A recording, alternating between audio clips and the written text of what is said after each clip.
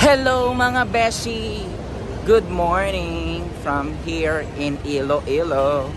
Ayan, so guys, we're going to first ever Brandy Museum in the Philippines. Ayan, so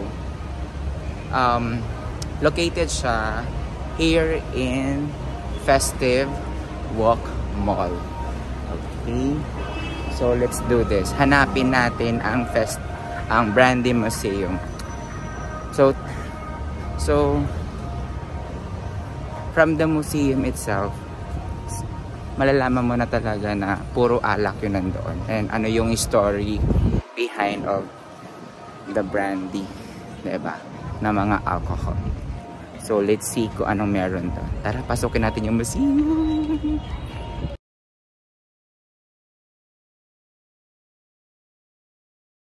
And guys, so nandito na tayo sa Brandy Museum. Papasukin natin siya kung anong meron sa loob. Let's go, tara. Ito po, matatagal na talaga to. Ayun, 13,000 mahal. It's in barrel po siya. And storage sa barrel. Ah, okay. Ang grabe, ang gaganda. Oh, kahit hindi ako nainom ng alcohol. Okay. Kaya siya may 18, kuya. Ayun o, may 18 siya, guys. Ngayon na nakakita ng ganyan. May 18 siya. Talagang mga legit. Ito, 599. Ito yung usually yung presidente. Ang cute oh. Ang cute ng mga liquor dito. Fundador. Ang cute ng mga bottle. Ngayon ko lang siya nakita. Magkano siya? 8,960 lang naman, guys. Ang cute. O, diba? Ito naman, 22,400 na tumataginting. Bili na. Ayan, let's go. Pasok noon. Pwede mag-video. Pwede makita ka sa vlog ko. Hello. What's your name? Curly. Yan. Di naman curly hair me. Charot. Ayan. So, ito na yung Brandy Museum, guys. Ayan. Story. Ah, diba? Dito natin malalaman yung pinaka-historical and sino yung founder ng paggawa ng brandy.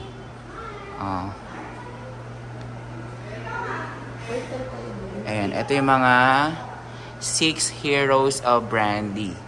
Yan, nandyan si Manuel Maria Gonzalez Angel, William Garvey,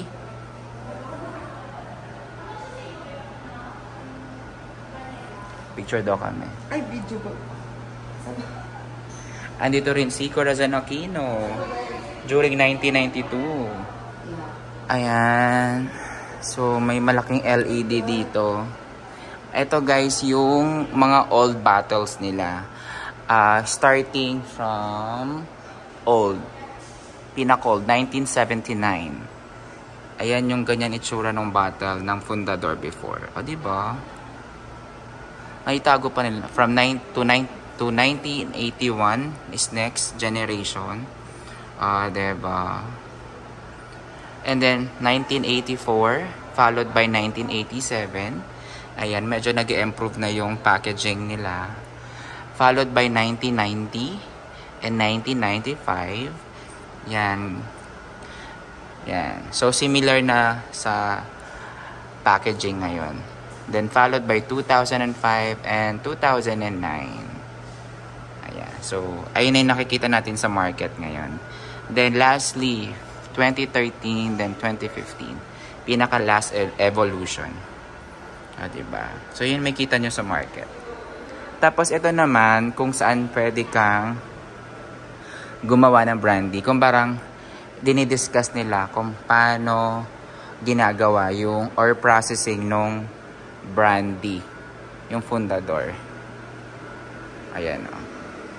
So, from dito siya nagmula sa grapes talaga.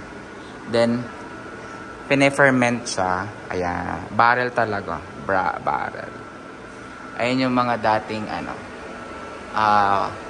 harap or packaging. Diba? Diba? During the, yung mga packaging before, during Spanish era. Ayan. Okay. Ayan. Sa mga manginginom dyan, during the Mexican era, ito yung mga makikita mo doon sa kanila. Yan. So, para familiar ka. Ito, ano na to? Siniserve yung brandy to this country. Sa Asia, sa Europe, sa Africa, and sa North America, and sa Oceania. Ayan, guys. So, dito naman pinapanood kung saan mo nagmula at yung process. Yan. Diyan sa TV, pinapalabas. But this time, hindi daw siya gumagana. Ayan. Tapos, pwede rin dito. May free tasting dito ng brandy nila. Ayan. So, doon kami galing kanina. Ayan. Tapos, after this, dito ko lalabas sa exit na to. Ayun, exit na.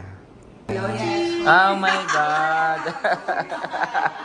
So, ito yung free taste nila, guys. Ayan. Emperador Brandy.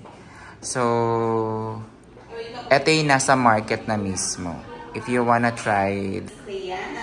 Dito po sa Brandy Museum, ako po yung curator nyo or tour guide. So, inside this Brandy Hall, dito po tinuturo namin if paano mag-appreciate ng brandy. So, sino po dito yung familiar sa sniffer glass or brandy glass? Wala. So, yung sniffer glass po natin is the shorter or the smaller version ng ating wine glass. Parang pandak po siya ng wine glass at maliit po siya. So, let's just imagine po na sniffer glass po yung hawak. Okay, yun pala yun. Yes po. So, dapat yung body niya is sa palm natin at saka yung stand niya is sa center ng ating ring finger tsaka middle finger. Kasi sa the way po ng pag-hold dyan, sa ibang country, wino-warm po yung brandy natin. Kasi cold weather po doon. So, via our body temperature, nagre-regulate na and already transferring dito sa ating brandy and it's already warming our brandy. Okay lang. So, kailangan mo siyang i-swirl para lumabas yung tunay niyang kulay daw. Mas naging darker siya compare kanina, guys. Yes po, later pa. Wala pa tayong process. Diba? Ano na ba yun akong movie nila ako kay Martin before? Yung namin, guys. I-guide pa din po kayo. Hindi dyan. Swirl. 1, 2, 3, 4, 5. Then sip a lesser amount than a teaspoon po. Small amount lang po talaga. Okay, then swish, slush, and swirl sa loob po ng palette natin for 30 seconds. Okay? And 1, 2, 3, 4, 5. And elevate your head. Inhale sa bibig. Exhale sa ilong. Inhale sa bibig. Exhale sa ilong. Then chew your brandy for 5 seconds. And 5, 4, 3, 2, 1. Then swallow po. Okay. Ayan, so susubukan natin yung yung caramel macchiato nila with tea. Ayan, as you can see on the bottle, ayan, meron siyang, ang content niya is coffee, at the same time is brandy. Ayan, so ito yung price niya. Ayan, so try natin siya. Ayan, ay, nandito si Madam, oh. Ayan, oh, si Straight. Daw curly ang name niya. Ayan, so try natin. Let's do this. So pwede kayo mag-visit here. Ano lang siya, within Festive Walk Mall siya, guys. Pwede nyo siyang bisitahin. Free admission lang siya, ha. Take note of that. So sobrang maganda. Ang daming learnings. Ayun lang. Try natin. Ay, ila-ila ganun.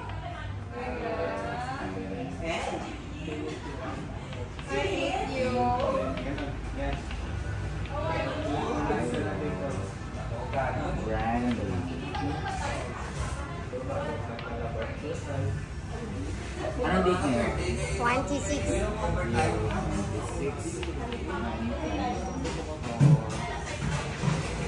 Sabay ba kami? Ulit po ate. Okay, ready? And 1, 2, 3, say brandy! Brandy! Alright! So ginagawa na yung aming brandy, iced coffee and caramel macchiato ba yun? Ang cute. Right, so guys, dito nagtatapos ang ating tour sa Brandy Museum. And of course, hindi matatapos yung aming tour without tasting this coffee Emperador Brandy. Ayan. Siyempre na siya rin, diba? Iced coffee sa kanya, sa akin, caramel macchiato. Diba? If you wanna try this, go here in Iloilo. Let's go!